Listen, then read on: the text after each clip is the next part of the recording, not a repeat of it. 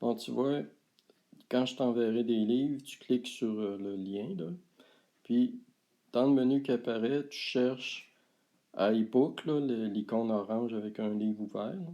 Tu cliques dessus, puis il va l'amener automatiquement dans iBook, puis tu vas être prêt à lire. Il va le commencer à la page du début, là.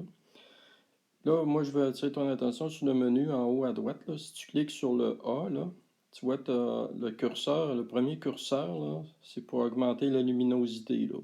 Fait que ça, tu pourrais mettre ça au bout quand tu seras à la plage pour essayer, là.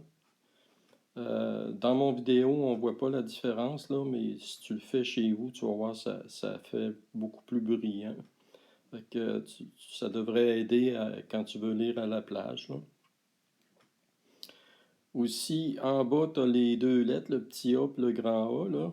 Ça, si tu cliques sur le grand A, ça va grossir le caractère.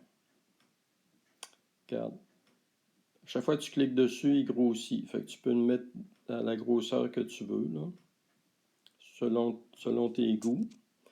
Après ça, tu as des icônes pour la couleur, mais plus bas, pour choisir le type de police, là, la façon que les caractères sont écrits.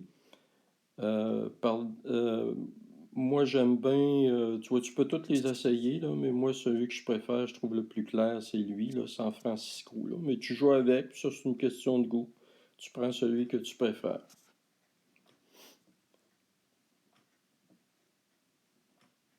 Bon, San Francisco, moi, je trouve qu'il est clair, il n'y a pas de fillon dans les lettres, là, puis les lettres sont plus grosses, plus espacées. Après ça, tu as une mode nuit, là, ça, tu peux l'activer. Ça, c'est si, mettons, que tu veux lire pendant que la lumière est fermée, ben ça va être moins fatigant pour l'œil, là. Mettons que tu es dans le noir puis tu veux lire, là. Regarde, quand tu tournes les pages, tu prends à partir de la droite, tu tournes lentement, là, ça fait le même fillon qu'une vraie page, là. Faut faire attention parce qu'avec iOS 9, si tu vas trop loin à droite, c'est ça qui va apparaître, là. Il va apparaître une barre comme ça, là. Peut-être que ça va plus ressembler à ça. Si ça fait ça, c'est parce que t'es allé trop loin. T'as juste à cliquer dans le livre, là, n'importe où, dans les lettres du livre, là, puis ça va s'en aller. Il faut juste que tu fasses attention de ne pas aller trop à droite. Aussi, tu peux souligner des passages, tu vois, tu cliques sur souligner.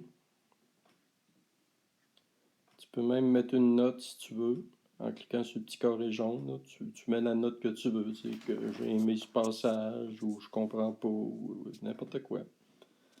Puis lui, il va le garder en mémoire. Tu vois aussi, tu peux cliquer sur n'importe quel mot, puis après ça, cliquer sur définition dans le menu qui apparaît, puis tu vas voir la définition du mot si tu ne comprends pas un mot. C'est bien pratique. Ensuite, si tu aimes une page puis tu veux la garder, tu cliques sur le petit drapeau en haut à droite, là, il va devenir rouge. C'est l'équivalent de plier le coin d'une page là, dans un vrai livre. Ensuite, tu cliques sur les trois petites barres en haut à gauche, là. En cliquant dessus, tu vas avoir trois onglets, tu as les chapitres. Si tu cliques sur signet, tu vas avoir toutes les pages que tu as marquées d'un signet. Puis si tu cliques sur les notes, tu vas avoir toutes les notes que tu as pris que tu as soulignées, surlignées dans le livre. Puis tu cliques sur n'importe quelle des notes, puis il va t'amener directement à la page. C'est pas mal bien fait. Tu cliques sur bibliothèque après pour revenir à tes livres.